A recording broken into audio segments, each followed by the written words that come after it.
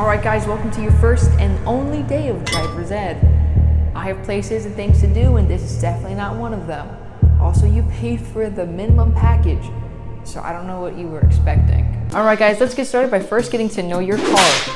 Now, of course, not every car is the same. There are different types. For example, here are some cars. Now this is not a car. Neither is this. Alright, now that we have that covered, let's get to know the inside of the car. Now most cars only have 2 seats in the front. If yours has more, what are you driving? A U-Haul? You lesbian? Not derogatory. Let's get that key and start the ignition. Oh man, listen to that engine purr. Alright, now the car is on. Is your seatbelt on? It should be. Now let's check the mirrors, not only for safety, but to make sure you look good because other people on the road are going to be seeing you. And what if you get pulled over? You don't want to look like a hot mess. You want to look hot, hot. Hey guys, I think that's all the information you need to start driving.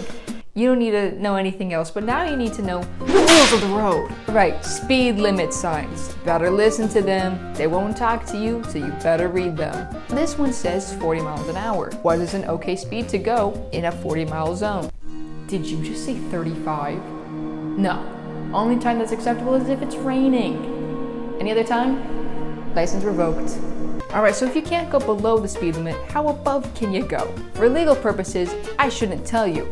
But if you go 45, you're okay. But for legal purposes, no other comment. Side note, we are gonna talk about the highway real quick. Now, if the highway says that you can go 70 miles an hour, and you're the only one going 70 miles an hour, people are going to hate you. And when you're on the highway, it is advised to go with the flow of traffic. So if everyone's going 78 miles an hour, you better be going 78 miles an hour. Because if your friend jumped off a bridge, you would too. Now another very important rule of the road is signaling. Does your car have a turn signal? It does.